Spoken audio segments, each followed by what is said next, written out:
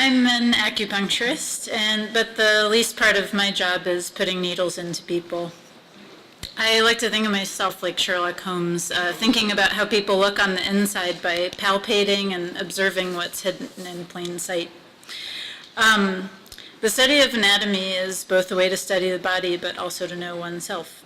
My first exposure to it was in art school, but I don't remember understanding why we were doing it at all until later when I transferred to the University of Maryland to study art history and the Enlightenment. What I learned is the reason why it's so important to draw from life is that by looking at how something is put together, it helps one understand how it works. We tend to think of the study of anatomy as something related to medicine, which tends to be thought of as a science. But in my studies and practice, it's actually as much an art as it is a science. The gateway for this, for me, was through George Stubbs, who was an English painter who was obsessed with realism and the depiction of nature through its experience. And he did this through doing his own dissections, which is really rare for the time. To give you some context, Leonardo da Vinci was the only other painter who's known to have done his own dissections.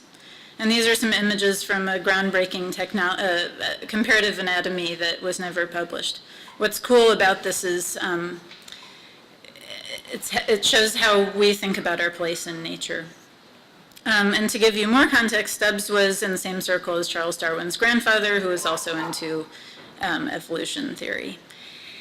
So by looking at how we're like, or maybe unlike other creatures, we begin to know more about ourselves. And going back a century or so to this painting, which is from the early 17th century, around the time that Galileo published The Starry Messenger, this is sort of a meta look at anatomy by way of dissection. It's done totally wrong, but it could show our small place within the rest of the universe. And even for cultures we famously consider other than, this is an illustration from around the turn of the millennium in Baghdad. The only thing that really separates all of us is how we see ourselves.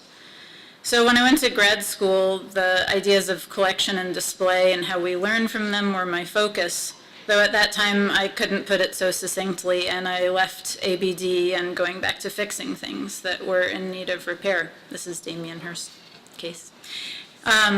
Through a series of really random and fortunate events, I ended up being the fourth employee at a really magical place, this place, Retro Fret, in Brooklyn, which is as much a museum as it is a workshop and a store. I started working with stringed instruments and all sorts and learned how to turn the elemental knowledge that I had about materials science from working in libraries into listening and feeling and diagnosing pathology, or doing triage on musical instruments, thanks to all the other sort of random things I had spent studying and working on in the past. It turns out that feeling and listening, literally and figuratively, can do a lot when it comes to taking things apart and putting them back together. It's all about knowing anatomy.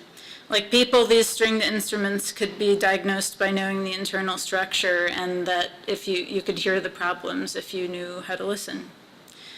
And though I love that work and loved doing that work, I found myself wanting to do something with a broader meaning and impact. After watching my mother get sober, I became really interested in understanding the mechanisms for addiction and how it was possible to make huge physical and emotional transformations in one's life, even after a life of addiction.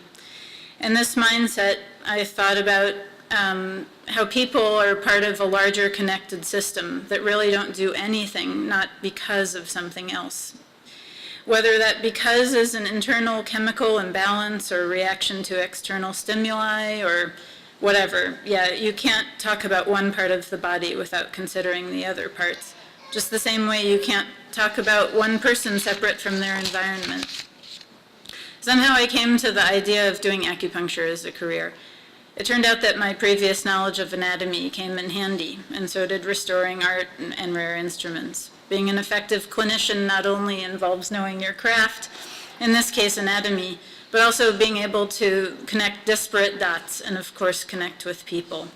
And by knowing anatomy, it helped me to visualize and somaticize pathology as I learned about it academically. And through studying the paradigm of Chinese medicine, I became to be able to have a framework in which this knowledge could be useful. So I put these slides together before I knew what I was going to say, and I always thought this was cool, even though it's kind of not a good image and it's sort of gross, but it's the actual, not representational circulatory system of a real person that's infused with plastic, but the rest of them is gone. So anyway, but for all we know about the body, there's still a lot we don't know. Eastern medicine, like Eastern philosophy, sees individuals as part of a larger whole, as part of the fabric of the universe, you could say. Much in the same way in Eastern forms of medicine, like Chinese medicine, for instance. It sees the part of the body as interrelated systems which engender and transform one another. And this, of course, is opposed to the way that most everyone here has grown up being tacitly taught to think, which is that how you feel and what you are is pretty independent from any outside force. Of course, we know that's not true. It's hard to explain how acupuncture works in 20 minutes, let alone 20 seconds, but here it goes: interconnectivity and interdependence.